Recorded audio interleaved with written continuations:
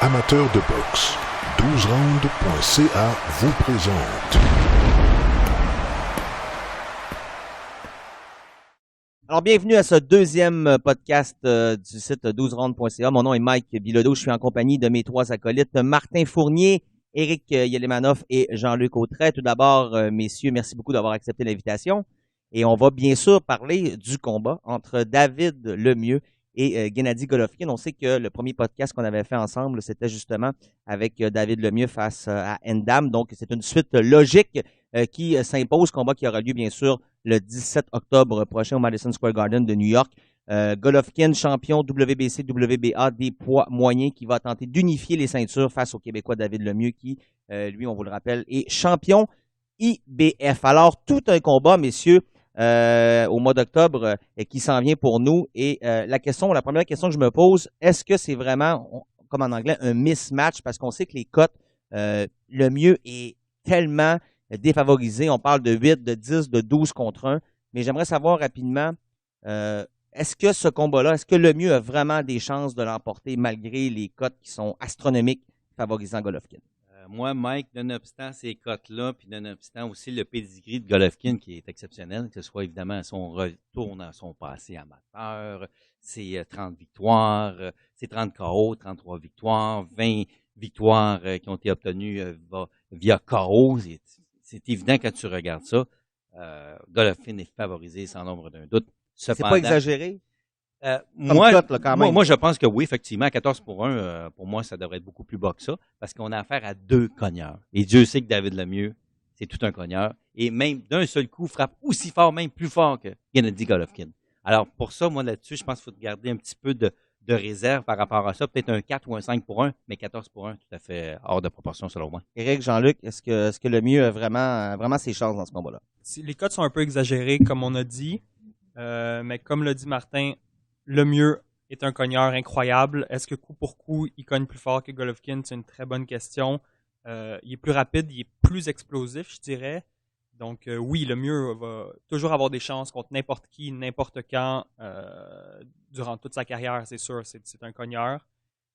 Mais Golovkin l'est aussi tout autant. Après, c'est une question des mentons. Je crois que, bon, par expérience, par le calibre des adversaires qui ont eu, Golovkin a un meilleur menton que Lemieux.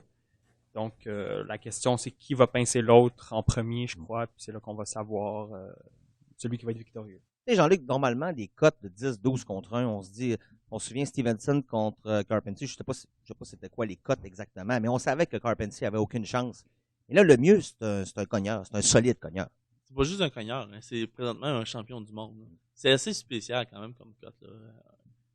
1 contre 14, là. En général, on voit ça comme justement un aspirant 12e, 13e, 15e aspirant contre un champion réputé comme Adonis Stevenson.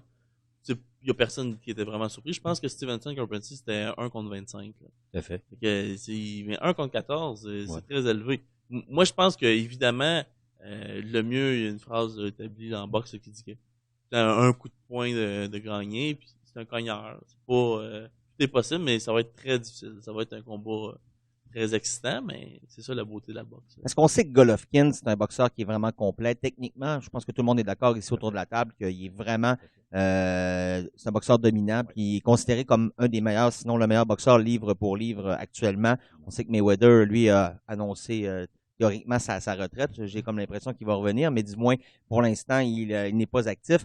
Alors, Golovkin, lui, est-ce qu'il va vouloir échanger coup pour coup directement avec Lemieux? Parce qu'oublions pas que Lemieux, la plupart de ses KO, c'est 2, 3e round. C'est un gars qui démarre très rapidement. Et est-ce que, je vous pose la question, est-ce que Lemieux est vraiment à l'énergie ou l'expérience maintenant de pouvoir faire un 12 rounds, pas juste avec un boxeur professionnel, mais un boxeur comme Golovkin, qui est puissant et qui en a vu d'autres, là? Est-ce que Lemieux, sa seule chance de gagner, c'est par KO, ou est-ce qu'il y a vraiment une chance, exemple, d'aller chercher une décision quelconque? Je serais très surpris, Mike, une décision. Je pense que si David gagne, ça va être par KO. Et si c'est le cas, ça risque de se faire aux alentours du 4e ou 5e round, selon moi. Il va faire beaucoup de dommages en début de combat, d'où l'importance du début du combat pour David. Passer son message, lancer son signal en partant, essayer d'atteindre solidement Golovkin Et de là, on va voir comment va-t-il réagir Golovkin en rapport avec la puissance de David. Mais je pense qu'il est impératif pour David de passer le message dès le premier round, parce que si ce n'est pas le cas, on pourra avoir une soirée assez courte. Jean-Luc Wilder contre Berman Steven, pardon. Personne prenait un ou l'autre par décision. Et pourtant, c'est vraiment ça qui est arrivé. Je pense que toi, tu as un petit penchant vers peut-être une décision qui pourrait se produire entre les deux. Oui, effectivement. C'est un très bon exemple, hein, ça. Puis c'est pas si loin que ça. Hein. C'est en janvier dernier. Ouais. Même des très réputés chroniqueurs aussi au Québec qui disaient qu'on n'avait pas besoin de juge autour du ring pour ce combat-là. Là. C'était inutile. On pouvait économiser de l'argent avec ça. Mais non. Et les deux. Mais pourquoi? La question qu'on doit se poser avant tout, là, c'est pourquoi ce combat-là s'est rendu à la limite? Ben, parce que des poids lourds, ça cogne fort. Puis des poids lourds qui cognent fort, qui se respectent, ben ils font attention, puis ils sont plus défensifs, puis ils s'ajustent. Puis là, ben on se retrouve pas avec des poids lourds, des poids moyens, mais les gars, qu'est-ce qu'ils font? Le mieux Golovkin, ils cognent fort tous les deux. C'est sûr que moi, j'ai des doutes que le mieux peuvent aller chercher une décision. Là. Si le mieux réussit à avoir une décision, c'est parce que Golovkin est allé au plancher quelques fois. Ouais. Parce que j'ai l'impression que il va avoir beaucoup de misère en milieu de combat là, à aller chercher les rounds. Là. Quand que Golovkin va prendre son air d'aller, puis il va devenir être précis puis lancer ses coups, même si le mieux est capable de bien rouler avec, de bien les encaisser, ça va être tough là, d'accumuler les rounds. Là. Un petit peu comme contre Endam. Hein. On se souvient contre Endam, les rounds qui n'est pas allé au plancher, là, il y en a plusieurs qu'on peut donner à Endam. Là. Évidemment, effectivement, je pense que même tous les rounds qu'il n'est pas allé au plancher, pratiquement en majorité, c'est vraiment en faveur d'Endam. Puis finalement, c'est vraiment les chutes au plancher, un peu comme contre Quillin, c'est un peu la même chose pour Endam. C'est un boxeur tellement bon, mais qui va au plancher, qui n'a pas une grosse force de frappe. Puis c'est vraiment pas le cas de Golovkin. Tu sais, Eric, on se souvient du combat le mieux. Bon, je vais revenir un petit peu rapidement sur ces deux défaites parce qu'on se base beaucoup sur ces deux défaites-là pour analyser un peu quel genre d'opposition que le mieux peut donner à Golovkin. Et souvent, on entend son entraîneur Abel Sanchez revenir souvent sur le fait qu'il s'est incliné par KO face à Marco Antonio Rubio et face à Alcine par la suite. Et on sait que, bon, eux connaissent peut-être moins la situation. Bon, on se souvient à l'époque, là, bon, il était avec Rosenberg qui avait lancé la serviette, puis on sait que Ross l'avait formé depuis le début. Il y a eu un changement d'entraîneur et tout ça. Mais Eric, Alcine, lui, avait respecté cette fameuse force de frappe de Lemieux-là. Il l'avait maîtrisée. Est-ce que tu penses que Golovkin va tenter, sans nécessairement calquer quoi que ce soit sur Alcine, mais va peut-être respecter la force de Lemieux et va tenter de le maîtriser et d'utiliser ses attributs pour remporter peut-être un combat qui pourrait s'allonger? Oui, tout à fait. Golovkin, je pense qu'avant d'être un grand cogneur, c'est un excellent boxeur. Bon, avec sa médaille d'argent aux Olympiques, sa médaille d'or au championnat du monde et sa fiche de 350 combats amateurs. Ce gars-là s'est boxé, c'est sûr. Puis, si on se compare au combat qu'il y a eu contre Stevens, Golovkin a commencé en faisant attention puis essayait vraiment de boxer, donc je m'attends un peu à ça. Par contre, le mieux, je crois qu'on a vu que la stratégie avec Endam, avec Alcine, il n'est pas très à l'aise sur le pied arrière à reculer, puis je pense que c'est ça que Golovkin va essayer de faire. Mais du même côté, Golovkin, on a vu ce défaut-là chez lui aussi, qu'il est peut-être plus à l'aise que le mieux, mais le truc, c'est de le faire reculer. Donc, ça va être une question de qui va être capable d'imposer vraiment sa force sur l'autre. C'est qui va prendre le territoire en tant que tel? Parce que c'est sûr que Golovkin, moi personnellement, je suis un gros fan de Golovkin. Écoute, on l'a vu, écoute, il est incroyable ce boxeur-là, mais il n'est pas parfait. Exact. Je pense que le mieux, si on le met sur un cadran électronique ou n'importe quoi, je suis convaincu qu'il peut avoir une force de frappe plus élevée que Golovkin. Puis au niveau de la vitesse, Eric l'a mentionné, moi je pense que le mieux est vraiment plus explosif et plus rapide, je suis d'accord. Je me dis, le mieux, est-ce qu'il va tenter vraiment d'y aller coup pour coup dès le départ et que Golovkin n'aura pas le choix d'embarquer? Ou encore, il va avoir un respect qui va se faire dès le départ et finalement, on va s'ajuster et on va voir qu'est-ce qui va se passer parce que c'est vraiment ça. Les deux boxeurs, c'est deux gars qui foncent. Fait qu'il y en a un quelque part qui va prendre les devants. Moi, j'ai comme l'impression que ça va être le mieux qui va mettre plus de pression puis qui va tenter d'entrer en dedans. Parce que Golovkin, lui, selon moi, il n'a aucun intérêt à échanger coup pour coup. Moi, je ne sais pas si vous voyez ça comme moi, mais j'ai comme l'impression que le mieux va foncer et que Golovkin va peut-être plus prudent en début de combat. Tout à fait d'accord avec toi, Mike. David doit lancer un message très important en début de combat. Et moi, mais si, mettons, il frappe Golovkin solide, là, puis Golovkin, il bronche pas? Si je pense qu'on va avoir beaucoup de réponses à nos questions. Et si c'est le cas, le combat risque d'être très court. Et ça ne serait pas l'avantage du Québécois, bien sûr. Tout à fait, absolument. Parce que, Mike, le combat que j'ai vu, évidemment, il y a quelques années de ça, contre Curtis Stevens, qui est quand même reconnu comme un très, très gros cogneur chez les poids moyens. Et Stevens a lancé des bombes à Golovkin.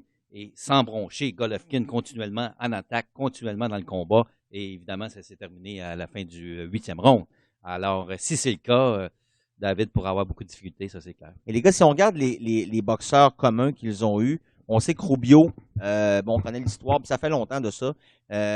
Contre Golovkin, c'est beaucoup plus récent. Puis honnêtement, si on regarde, on revisionne le combat, on s'aperçoit que moi j'ai comme l'impression que Rubio simplement été allé chercher son chèque, là, tout simplement, et il s'est fait descendre rapidement. Mais je pense qu'il y a trop d'écart entre les deux, puis il y a eu trop de changements avec le mieux pour vraiment comparer, selon moi. Par contre, si on prend Rosado, je pense qu'il est beaucoup plus récent pour les deux boxeurs. Golovkin l'a arrêté plus rapidement, au 7e round. Exact. Le mieux l'a arrêté plus tard, soit au 10e. OK? Par contre, Rosado, face à le mieux, est allé au plancher solide, là. Oui. Il était ébranlé. Contre Golovkin, il s'est fait frapper aussi, mais il n'est jamais allé au plancher.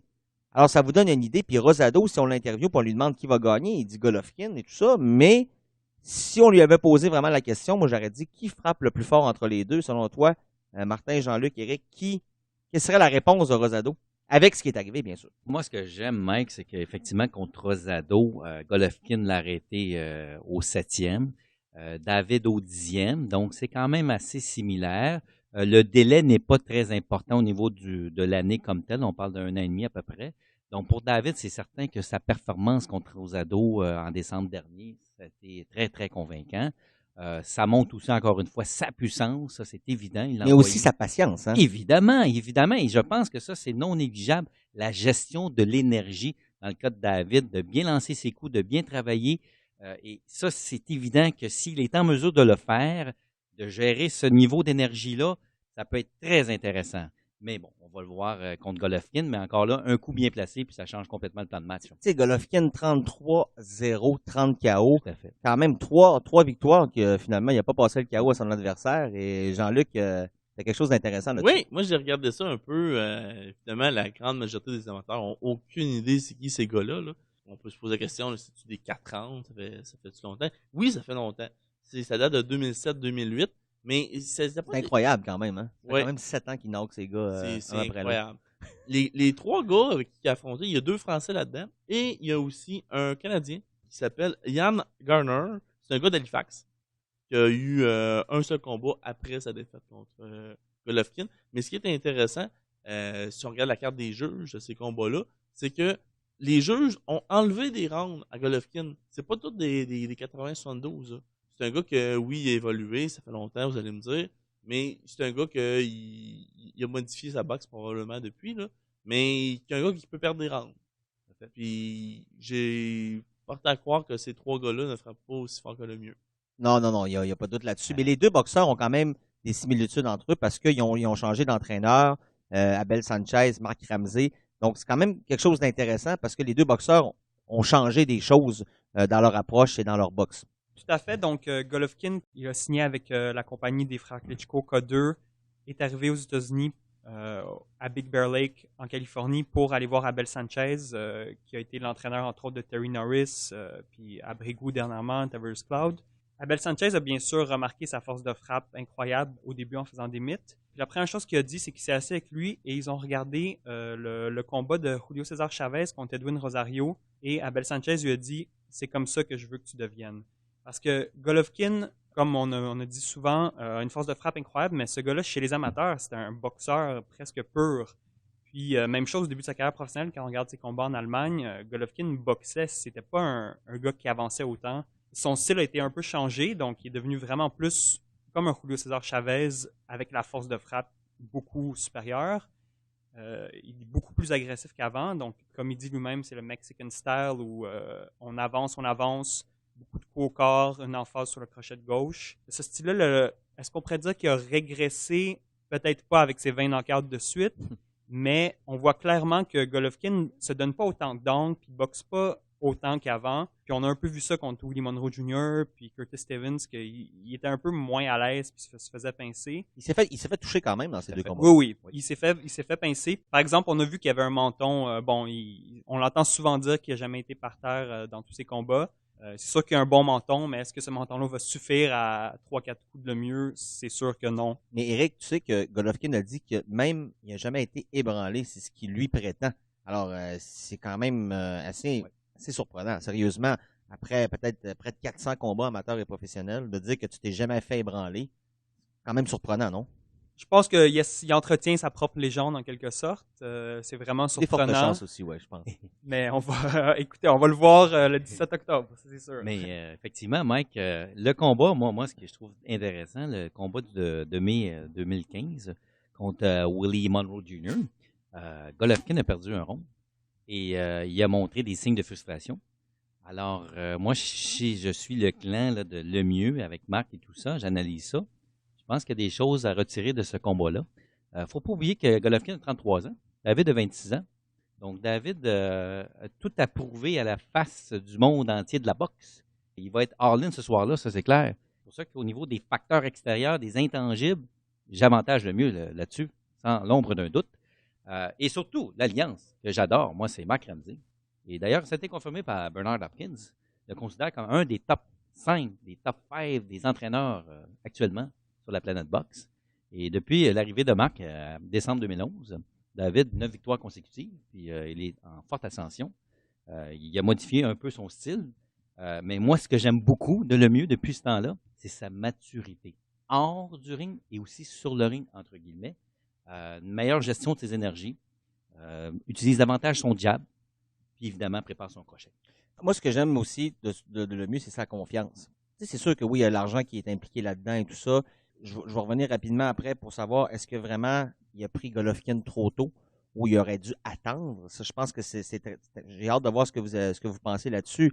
Mais juste avant, j'aimerais dire que Lemieux, moi, ce que j'aime, en tout cas, de ce que j'ai vu jusqu'à maintenant, c'est à quel point ce gars-là est convaincu qu'il va gagner. Il a une confiance incroyable en lui. Et puis, on en parlait avant de débuter. Moi, je me souviens contre Alcine, j'avais pris Alcine contre Lemieux, c'était incroyable, là. Je pense qu'il était à 15 ou 20 contre 1, là. Puis c'est arrivé. Puis Lemieux, contre Rubio, je me souviens, j'avais parlé avec Ross Amber, j'étais à la radio au Saguenay à l'époque. Il m'avait dit, ça va tomber d'un côté ou de l'autre. Alors, c'était ça le mieux.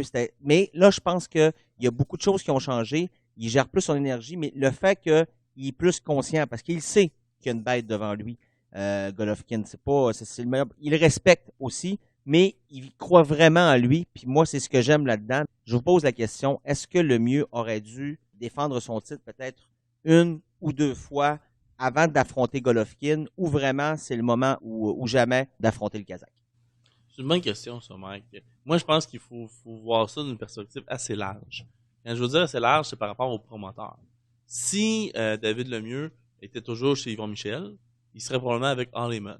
Tous les boxeurs d'Yvon sont avec All Heyman. Présentement, tous les boxeurs d'importance à 160 sont à l'extérieur de PBC, de chez All Heyman.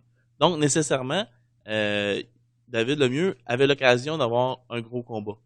Il aurait pu le monnayer, il aurait pu affronter son 6e aspirant que personne ne connaît, qui vient du Japon, là. Mais non, il a décidé de y aller all-in. C'est quand même la première fois qu'un Québécois se bat sur un pay-per-view aux États-Unis depuis Arturo Gatti, là. C'est plus gros que tout ce que Boutet nous a offert, que Pascal nous a offert, que Stevenson nous a offert, là. C'est très gros, là. Côté montant d'argent, on sait pas combien ils vont recevoir, là. On peut penser que c'est plus de 4 millions, là. Le timing était exceptionnel parce qu'évidemment, l'aspect monétaire était favorable pour David. Et de plus, la chance d'unifier les titres. Oui, mais quand même, là, moi, je comprends tout ça, mais la différence, je vais prendre un exemple, Stevenson n'affronte pas Kovalev, OK? Tu l'as dit, Jean-Luc, c'est une question de réseau, de gérant et tout ça, mais si je me mets à la place de Stevenson, j'affronte Kovalev, oui, je vais faire un gros montant, mais si je me fais knocker, exemple, au 2-3e, ma carrière est finie, oui. est terminée. Si Lemieux se fait passer le KO par Golovkin, on va pouvoir dire il était trop jeune, il avait pas assez d'expérience, il va revenir. Dans 2 ans, j'ai hâte de voir qu'est-ce qu'il va apporter. Golovkin va venir de 2, Lemieux va être plus mature de 2. Donc, tu sais, le combat en tant que tel, est-ce que Lemieux, il s'est fait appeler après sa victoire contre Endam, Golovkin, déjà, on lui offrait de l'affronter. parce qu'on croit vraiment du côté de Golovkin que le mieux, ça va être une partie de plaisir. On le dira pas publiquement, mais dans leur tête à eux, ils sont convaincus que le mieux, ils t'offrent pas avec Golovkin.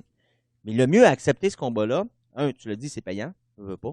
S'il perd, on va dire, c'est normal, il devait perdre. Il était négligé à 10, 12, 14 contre 1.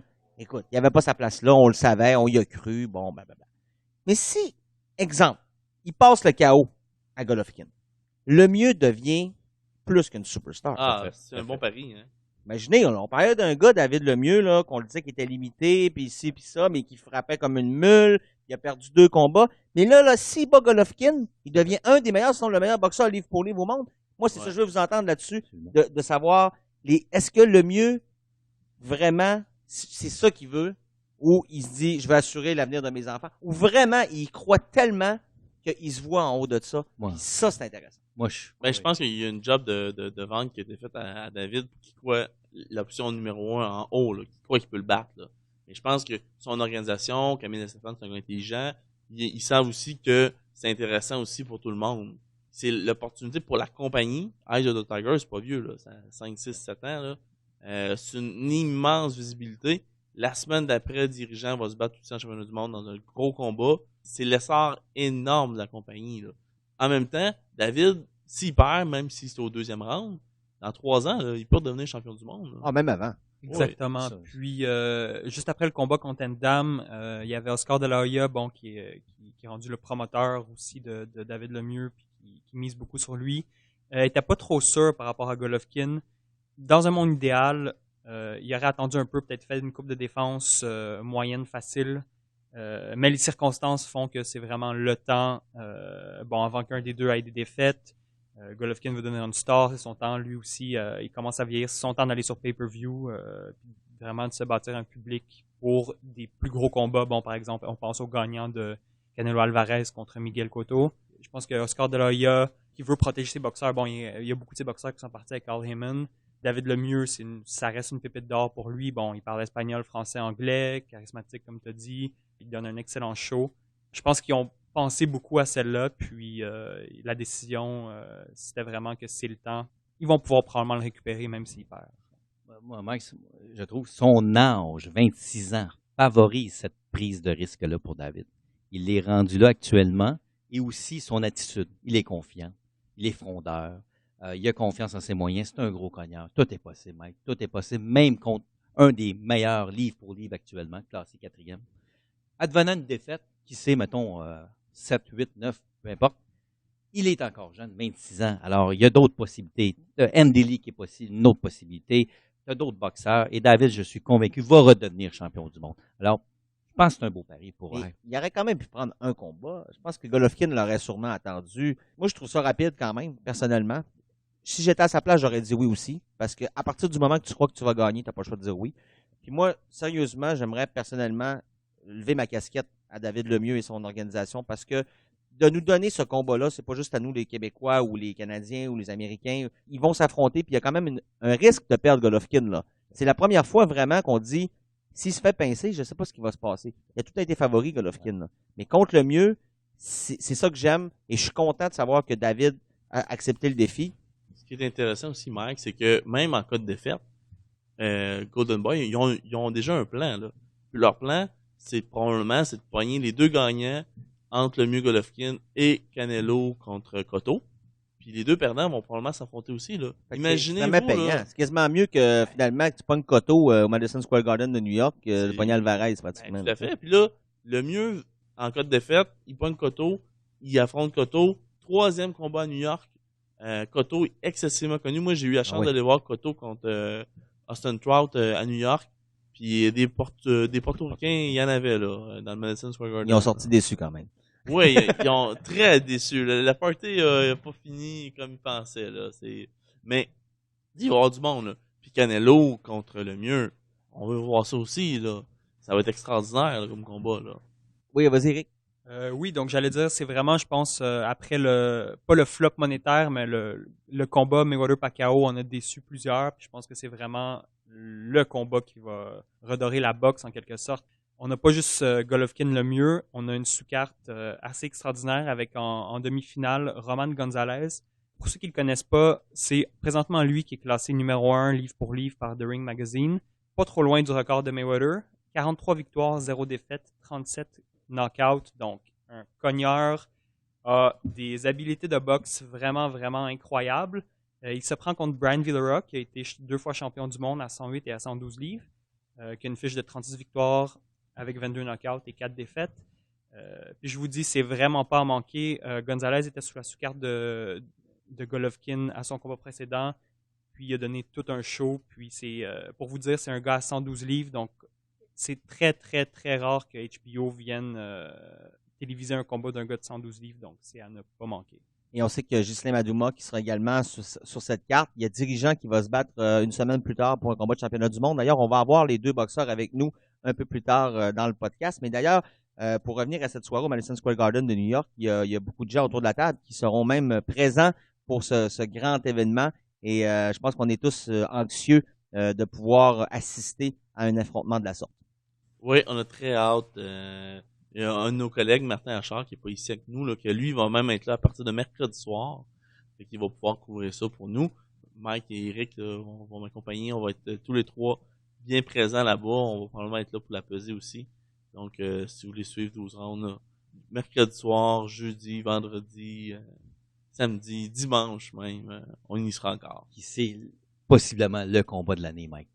Ben écoute, potentiel d'un combat. Ben il faut toujours faire attention. Oui, potentiel, ouais. Parce que j'en parlais avec Eric tout à l'heure. Salido la semaine dernière, avant la finale de Mayweather-Berto, c'était un combat absolument magique. Mais on ne sait jamais qu'est-ce qui peut se passer. Je pense qu'il ne faut pas avoir nécessairement trop d'attentes.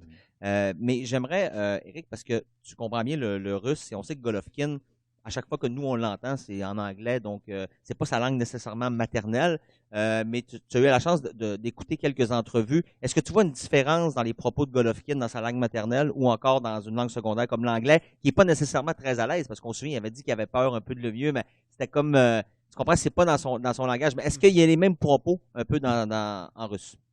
Absolument pas, en fait. C'est vraiment, je crois qu'il y a un vocabulaire très limité en anglais, donc on le voit souvent réutiliser les mêmes mots toujours. Puis quand on écoute cette entrevue en russe, Golovkin est plus, je dirais, plus calme, plus confiant, avec un petit sourire sur le coin de la bouche.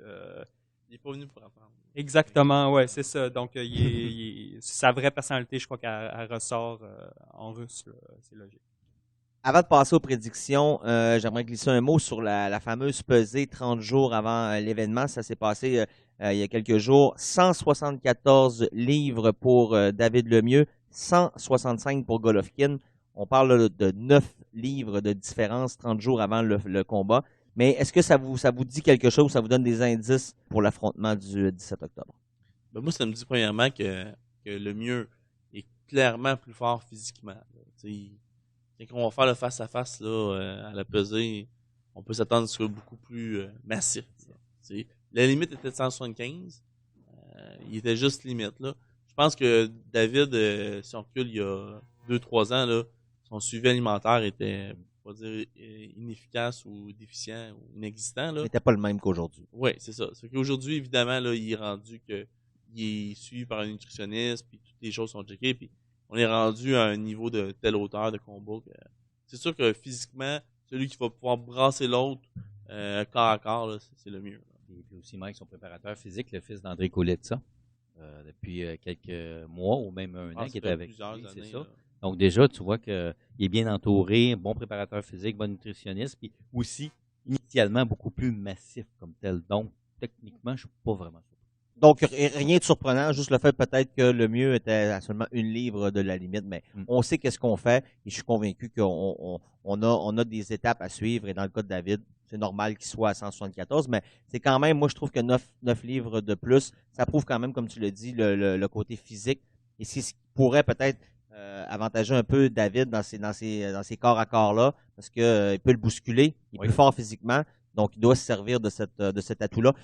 Messieurs, vos prédictions, même si on est quand même à quelques semaines là, du combat, c'est quoi votre feeling présentement? Je commence avec toi, Martin. Mike, après analyse sérieuse et très rigoureuse, due à 3 éléments. Précision de Golovkin, pour moi, c'est incomparable. C'est sa force. Évidemment, on ne parle pas de sa puissance, qui est exceptionnelle. Un pourcentage de KO de 91% sur l'ensemble des rondes disputées, versus David, quand même 86%. Non négligeable aussi, l'expérience. L'expérience en combat de championnat du monde. On parle de 20 défenses consécutives, et sans compter, évidemment, passé amateur et tout ça. Pour ces 3 éléments-là, je crois que Golovkin va l'emporter par KO. Possiblement autour du 6e, 7e rond, selon moi. Donc, Golovkin par KO, mi-combat. Éric? Je vais de la même façon que Martin. Je crois qu'entre le 3e et le 7e, Golovkin va trouver sa cible, puis va réussir à coucher David. Jean-Luc? Moi, je dirais pour un no contest. C'est des blagues. Non, moi, je pense que ça va être un combat très difficile pour David, mais je m'attends à ce que Golovkin... on voit un Golovkin différent qu'on a vu contre bien des adversaires. Là. Il y a eu 20 défenses comme champion du monde, là, mais il n'a pas affronté le top de la crème pantoute. C'est pas, il y a personne qui était réellement des grands champions là-dedans. Là. Non, mais c'est aussi, tu l'as dit, mais c'est la façon qu'il les a détruits aussi. Oui. Oh oui. Je veux dire, à un moment donné, Sans appel. je veux dire, les gars qu'il y a eu devant lui, il les a détruits. Tout à fait. Puis c'est pour ça aussi qu'il n'y a jamais eu d'affrontement avec Sergio Martinez. Là. Non, ça aurait été une farce, ça. Il y a 2, 3, 4 ans peut-être. À leur meilleur, ouais, c'est ça. Les deux meilleurs, ça aurait été tout un combat. Absolument, mais tu sais, on en parlait, je pense, il y a 2 ans. Écoutez, moi, Martinez, on l'a vu, à un moment donné, il n'y avait plus de jambes, il est fini. C'est ça. On l'a vu contre Cotto que c'était inutile. Là. Ouais. Revenant à votre prédiction, ouais. Moi, je m'attends à ce que Golovkin, sans boxer du reculon, il va boxer réellement David. Là. Oui, peut-être qu'il va essayer d'aller branler quand les ouvertures vont arriver. Je m'attends aussi que David soit préparé à ça. Puis, je serais pas surpris qu'on aille en décision puis que Golovkin l'emporte.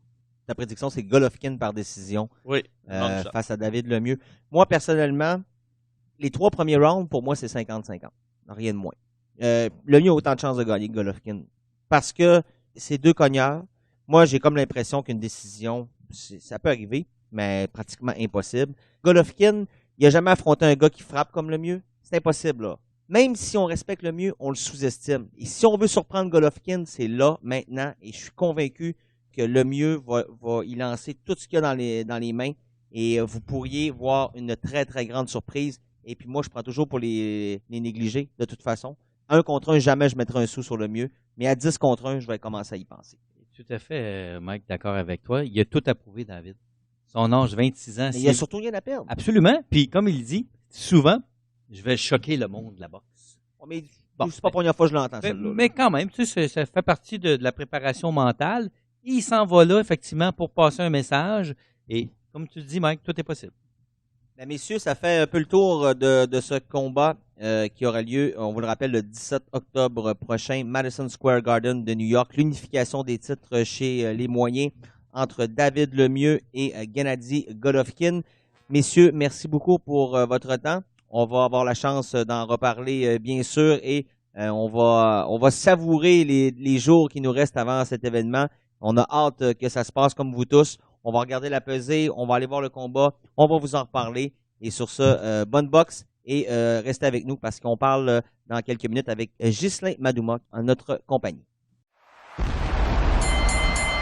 Amateurs de boxe, 12rounds.ca vous présente.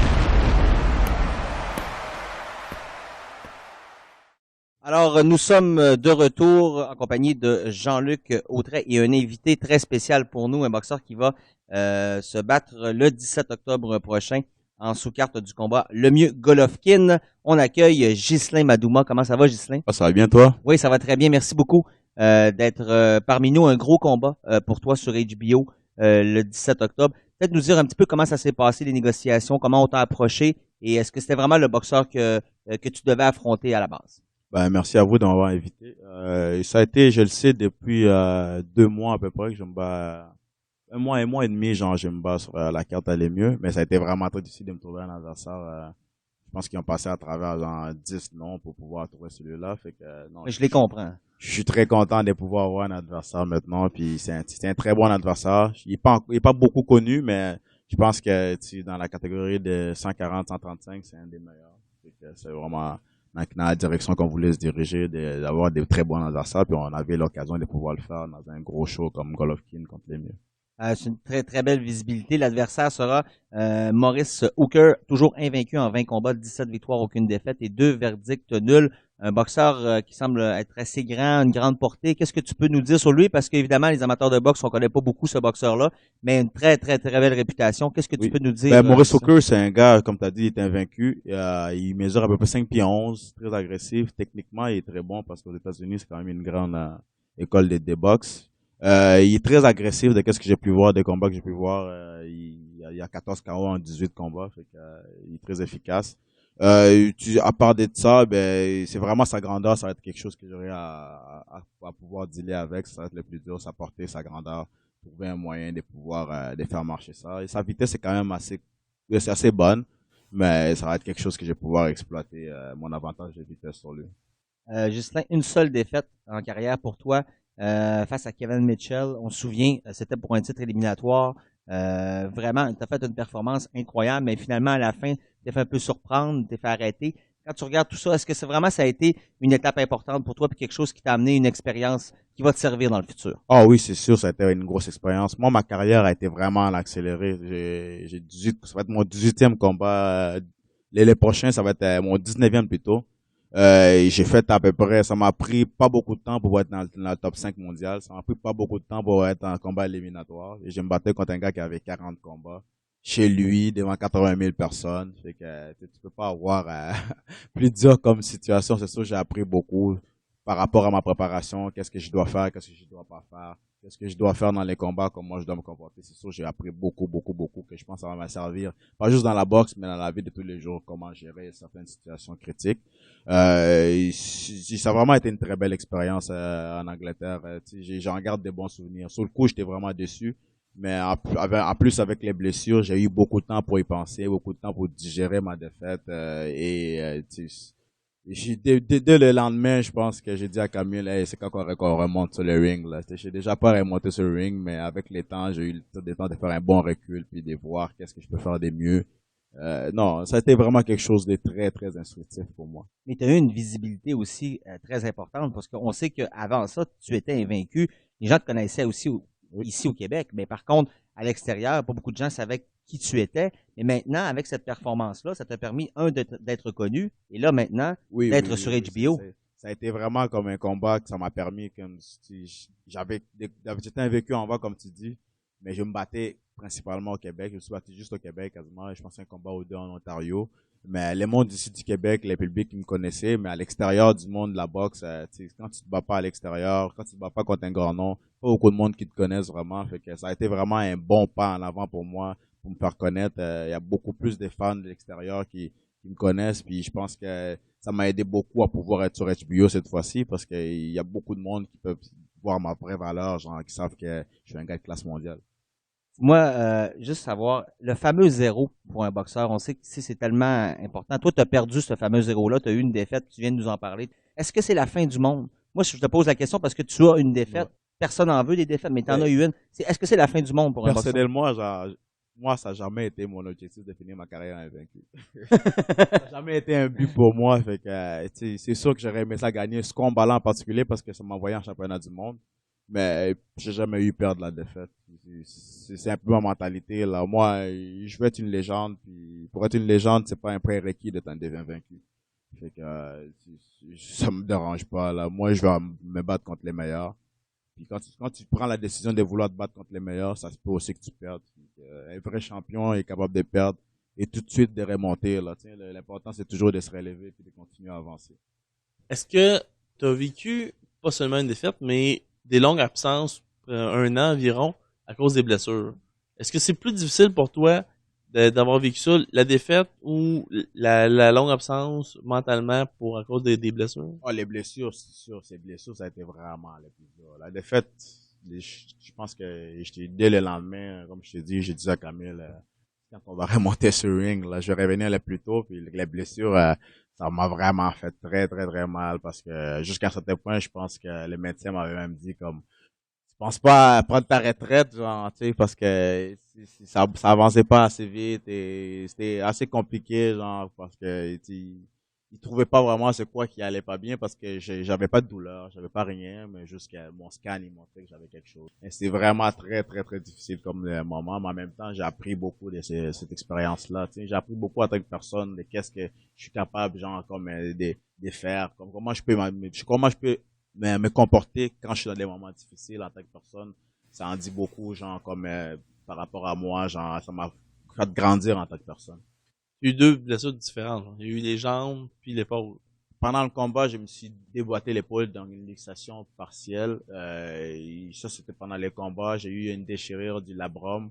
Puis ça, c'était quelque chose que ça a été quand même réglé assez vite, pas mal après ça. Mais quand ça a été réglé, là, ils ont découvert que j'avais des fractures de stress, 10 fractures de stress, comme quasiment la même semaine que j'ai eu la bonne nouvelle que je pouvais être correct pour mon labrum. Ils ont découvert que j'avais des fractures de stress. Puis j'étais même dans une conférence de presse pour annoncer mon prochain combat. Fait que, Ah oui? oui, ça a été assez difficile. J'étais à la conférence de presse puis je savais que je pouvais pas me battre.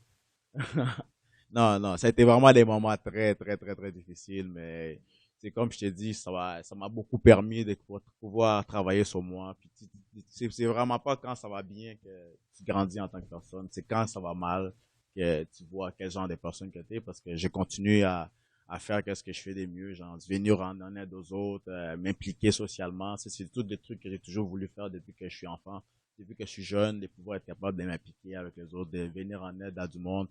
C'est ça que j'ai fait dans les dernières années pendant que je pouvais pas boxer, pendant que je pouvais pas monter ma carrière. Ben, je venais en aide aux autres. J'allais donner des cours de boxe. Tu as mis en place une fondation.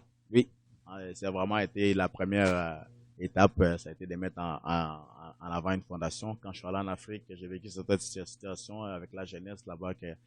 J'ai trouvé ça un peu difficile qu'ils ne pouvaient pas finir leurs études. Fait que la fondation est partie à partir de là, pouvoir permettre à des jeunes de finir leurs études, puis eux de pouvoir être une source d'aide pour leur famille, leur communauté. Ça a vraiment parti à partir de là, mais de fil en aiguille.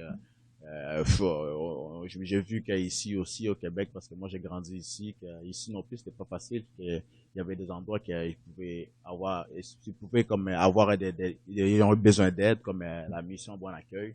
Ils ont un programme de boxe. Je suis allé m'offrir comme entraîneur. Puis je passe beaucoup de temps là-bas aussi. Dis-moi, la santé présentement, ça ressemble à quoi? Est-ce qu'il y a des choses que tu as dû changer ou peut-être être un peu plus vigilant par rapport à certaines choses ou? Oh, c'est sûr que ça a vraiment été ça pour moi, mais vu que j'avais des facteurs de stress, il a vraiment fallu que je change mon entraînement un peu. Avant, je courais genre 6 jours semaine, beaucoup de sprints, beaucoup. Puis j'aime ça courir, c'est quelque chose qui me manque beaucoup. J'ai toujours aimé courir. Il y a du monde qui disent qu'ils n'aiment pas courir, mais moi je comprends pas ce monde-là. Parce que ça a toujours été un plaisir pour moi de courir. Je courais 6 jours semaine, je courais 10 km quand j'avais pas de sprint à faire.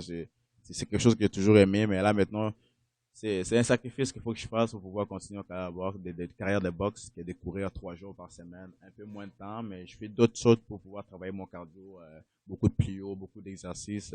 Changer mon entraînement beaucoup parce que je peux plus me permettre de courir autant de kilomètres qu'avant à cause de mes jambes, mais pour l'instant, tout va vraiment très très bien. T'as fait des changements, t'as pas le même préparateur physique, t'as changé suite à ces... Oui, j'ai changé. Avant, j'étais avec Yarek Koulechak, que j'ai travaillé depuis les débuts professionnels. Maintenant, je suis avec Big Lou. Big Lou, c'est la personne comme que je connais depuis que j'ai commencé à boxer. C'était mon voisin. Puis il a toujours eu comme ambition, lui, dans sa vie, d'avoir un gym de boxe. Maintenant, c'est le propriétaire du Underdog parce que je m'entraîne. Puis en même temps, il est aussi préparateur physique et c'est lui qui s'occupe de moi, genre, puis c'est mon mentor, puis c'est mon ami depuis que je suis enfant, puis c'était une des premières personnes quand j'ai boxé, voulu boxer pro, qui m'a encouragé, qui a payé tous mes médicaux, payé toutes mes affaires. Non, c'est vraiment une personne très importante pour moi, puis présentement, c'est lui qui est mon préparateur physique. Est-ce qu'il, j'imagine qu'il va être là à New York avec vous autres? Hein? Oui, il vient avec nous à New York, puis après, il s'en va au Oklahoma. Okay. Là, on va tous à New York, puis après, on revient pas, on revient tous à Oklahoma. Ah ouais? Bon, c'est le dirigeant qui va affronter Oui, Terence après ça, c'est Crawford. le dirigeant contre Terence Crawford. On est une grosse famille, là. J'aimerais pas être à la place de Mike. Il y a du travail, il y a du stress, il y a du travail, il y a de la pression parce que, les deux, on a des combats difficiles, particulièrement à Derry. Puis, on se tient tous en famille, puis on va tous être ensemble là-dedans. On va aller d'abord avec moi, puis les mieux, puis après ça, tout le monde ensemble, ça va encourager Derry à Oklahoma. Et est-ce que c'est un stress supplémentaire ou mentalement d'aller se battre au Madison Square Garden de New York? Parce qu'il faut le dire, là, c'est un endroit assez spécial pour la boxe à travers le monde. Donc, est-ce que vraiment c'est quelque chose que tu vois comme, bon, ben, c'est un ring finalement, il va y avoir quelqu'un devant moi? Ou quand même, tu dis, t'as déjà fait 80 000, puis ça t'a fait comme, regarde, il n'y a rien là. Ça, c'est un acquis que j'ai, là, comme que je pense que ça va m'aider tout le reste de ma carrière, puis le reste de ma vie. Genre, j'ai vécu une expérience exceptionnelle, genre, d'être capable de boxer devant 80 000 personnes. Il n'y a pas beaucoup de boxeurs qui peuvent se vanter de l'avoir fait, à part ceux qui étaient là avec moi. Donc, ça arrive pas souvent. Je pense que la dernière fois, ça arrivait, c'est 60 000. Je pense que c'est Antonin qui a boxé en Argentine. Ouais. C'était 60 000. Ça arrive pas souvent. Fait que c'est quelque chose que j'ai dans mon porte-bagages, dans mes bagages que j'ai toujours utilisé. J'essaie là, comme que ça change pas vraiment grand-chose. Ce combat-là, tu vas affronter il est champion de Nabéo. Oui. C'est quoi tes perspectives après, là? Wow. Moi, mon but, c'est de battre avec des bons boxeurs. Puis, les championnats du monde, quand je vais l'avoir, si c'est pas pour me battre avec des bons boxeurs, pour moi, ça veut rien dire, genre. Tu deviens pas une légende comme ça, genre. Ouais, tu vas être un champion de papier, puis après ça, qu'est-ce que ça veut dire, t'sais? Après moi, j'aimerais ça rencontrer à mes petits-enfants que, hey, j'ai fait quelque chose, j'aurais pas honte de leur dire que je me suis battu contre des bons boxeurs, puis quoi qu'il arrive, je me suis battu contre des boxeurs que toi tu peux voir leur nom, dire ah lui était reconnu comme un bon boxeur. C'est vraiment ça mon but là. C'est pas je veux être champion du monde comme tous les boxeurs. Et je pense en te battant avec des bons boxeurs, je veux pas tu seras champion du monde. Non, c'est vraiment ça mon but là. Es-tu à l'aise autant à 140 qu'à 135? Ouais, les deux, mais je peux faire les deux. Là c'est mon prochain c'est 140, mais je peux faire les deux. 135, je peux les faire aussi, mais comme je disais à Camille, si ce soit un gros combat. Si ce soit un non. Moi, je crois à mes habilités, puis je pense que je peux battre n'importe qui. C'est comme tout boxeur qui est des classes mondiales doit croire. Il faut que tu aies la foi en toi, puis je m'entraîne fort, je triche pas, je fume pas, je bois pas, et je fais rien d'autre que la boxe, c'est ma vie, là, puis je sais que j'ai du talent, fait que je peux battre n'importe qui, n'importe quel poids, 140, 130, 135, 140, 147 à un moment donné même. Fait que, comme pour moi, je veux des gros combats, puis ça va être ça mon objectif. Gros combat. Championnat du monde, ça passe en deuxième. Genre. Est-ce que tu te sens plus fort à 135 ou à 140? Bah, c'est sûr que c'est différent un peu, là, genre 140, 135, mais non, j'ai pas vraiment non. J'ai pas un gros changement vraiment, là. Parce que ma boxe, c'est pas basé sur le physique. Comme, je suis pas un gars qui va aller physiquement, puis ma boxe est basée sur mes réflexes, mes habiletés, ma vitesse, mon intelligence, ma technique. Les poids, ça change pas vraiment grand-chose. C'est pas une grosse différence. Ça veut juste dire que t'as un 5 livres de perte à plus. OK, mais non, mais des fois, oui, effectivement, il y a une souffrance à faire souvent pour des gens plus que d'autres. Mais c'est sûr que ta catégorie entre les deux qu'on parle, c'est 5 livres. C'est pas 7 nécessairement, ou 8. Mais dans le fond, il n'y a pas de différence pour toi, que tu sois dans le ring à 135. Non, il n'y a pas de différence. Ton poids de tous les jours, c'est quoi? À peu près, genre, 155 en bas, genre. Okay.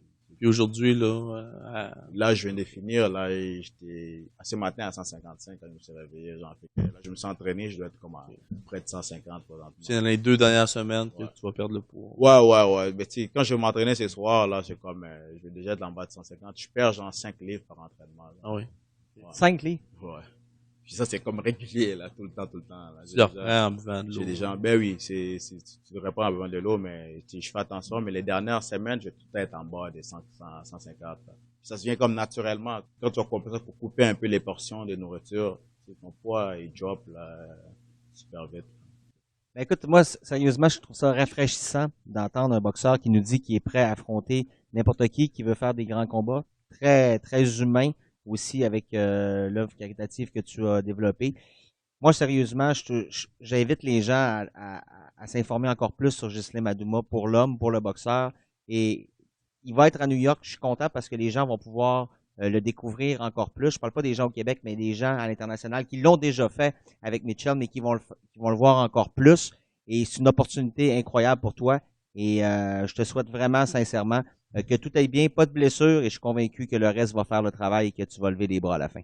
Merci beaucoup. Ouais. Moi, j'ai une petite question avant de terminer. Ta préparation, on a parlé de dirigeant, c'est un gars qui est dans le même poids que toi. Étant donné que ton adversaire il est vraiment grand, C'est facile pour toi de trouver des sparring, des entraînements? Là, on a, bon, c'est sûr que ça devient un peu compliqué, mais on a toujours des gars. Si tu peux jamais avoir un gars exactement, parfaitement comme ton adversaire, fait qu'on essaie de pallier. On va aller mettre les gars comme Zulski, qui a un combat bientôt. Ouais. On va les faire des rounds avec Zulski. On a Des quelques grands aussi. amateurs qui sont grands, mais fait que tu vas jamais avoir exactement, mais tu prépares du mieux que tu peux. Mais de toute façon, dans un combat comme moi, je vais imposer mon style. Là. Est-ce que pour toi, l'important, c'est-tu la victoire ou l'espèce spectaculaire ou gagner par la KO? victoire, mais là, on s'entraîne pas. Moi, je m'en vais là, c'est de gagner vraiment spectaculaire. Là. Je vois ça comme une entrevue pour une job. Là. Donc, merci beaucoup d'avoir été avec nous pour ce deuxième podcast de 12rounds.ca. J'aimerais remercier bien sûr nos collaborateurs Jean-Luc Autret, Éric Kelemanoff et Martin Fournier. Un gros merci également au boxeur léger Ghislain Madouma qui va se battre, on vous le rappelle, le 17 octobre au Madison Square Garden de New York, bien sûr en sous-carte de ce combat final des poids moyens. On unifie les titres, 3 ceintures entre le Québécois David Lemieux et Gennady Golovkin. Merci beaucoup d'avoir été avec nous et on se parle très bientôt. Merci de nous suivre via Facebook, Twitter et Google+.